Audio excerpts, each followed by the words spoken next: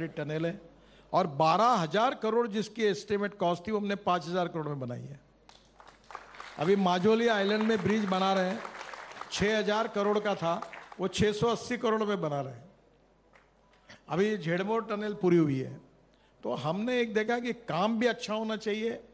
और अभी एक बात का मुझे थोड़ा सा रिजर्वेशन रहता है कि सरकार में क्वालिटी ऑफ कंस्ट्रक्शन इंप्रूव होना चाहिए, पर कॉस्ट ऑफ कंस्ट्रक्शन को कम करने का जो प्रयास है वो नहीं होता। जैसे ये 20 लाख टन कचरा डाला, अगर ये नहीं डालते और एग्रीगेट लाते तो पैसा बढ़ता है। आम के आम गुठली के दाम। वो गाजीपुर का टेकड़ी, मैं तो बोला हूं ना, 2-3 साल के अंदर दिल्ली में 3 टेकड़ी है कचरे की, तीनों खत्म कर देंगे तो लोगों को एयर पोल्यूशन, यानी एयर अच्छी शुद्ध हो जाएगी, कचरा हट जाएगा। Water pollution, air pollution, sound pollution, अगर इसमें अच्छा काम हुआ तो दिल्ली का जीवन कितना अच्छा हो जाएगा। वो दिल्ली सरकार वाले कहते हैं हम हटा रहे हैं पहाड़, आप कह रहे हैं आप हटा रहे हैं पहाड़। मैं कुछ बोल रहा हूँ, जाके देखो। दूध का दूध और पानी का पानी करने का काम आपका है। अब मैं जो रोड के नाम ले रहा हूँ, जो यमुना के लिए मैंने कहा कि 6,000 करोड़ दिए, कितने प्रोजेक्ट है वो सब देख लो। देखिए, उन्होंने भी कुछ काम किया होगा, हमने भी काम किया होगा। जो उनका काम है वो उनका है, हमारा काम हमारा। हम दोनों मिलकर हम देश के लिए, जनता के लिए अच्छा काम करें।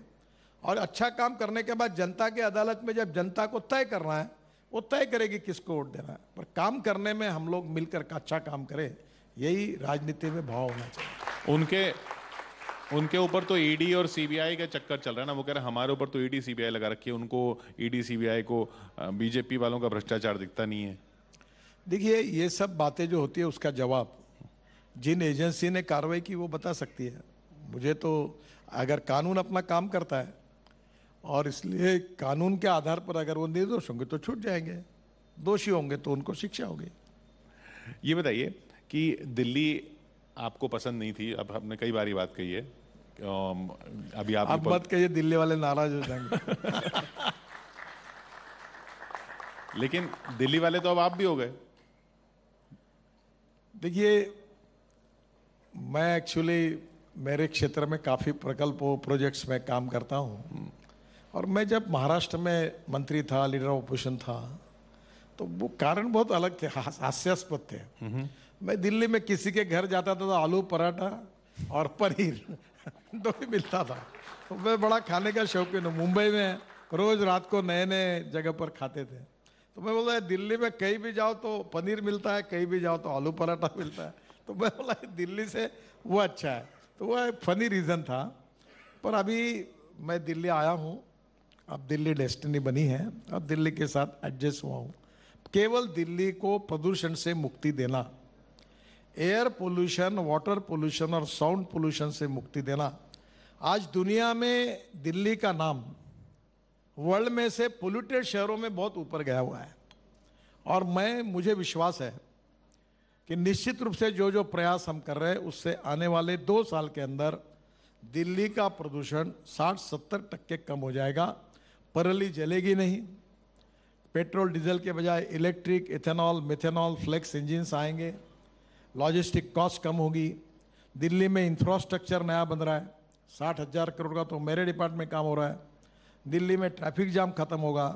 दिल्ली का हमने एक स्टडी किया कि कौन से चौक में कहाँ ट्रैफिक होता है, इलेक्ट्रॉनिक स्टडी किया, मैं आपको दूंगा। और हमने उसके उपाय ढूंढे कि ये कैसे हटाया जा सकता है। उसके आधार पर कार्यक्रम तय किया और वो सर्वे मैंने दिल्ली सरकार को भी दिया है कि आप भी इसके अंदर। अभी दिल्ली में मैं 900 करोड़ रुपए देने वाला हूँ भारत सरकार के, मेरे डिपार्टमेंट के सीआरएफ के पैसे से 900,000 करोड़ कर दूंगा। और मैंने तय किया कि दिल्ली की पूरी फुटपाथ, इसमें मिट्टी कहीं ना दिखे, पेड़ लगे, फुटपाथ सुंदर हो, चलने की सुविधा हो, साइकिल ट्रैक कुछ बन सकता है तो बनाए।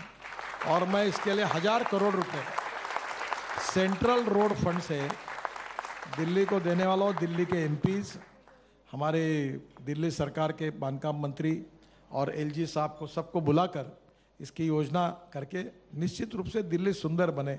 दिल्ली कोई पार्टी की नहीं है, दिल्ली देश का गौरव है, देश का सम्मान है।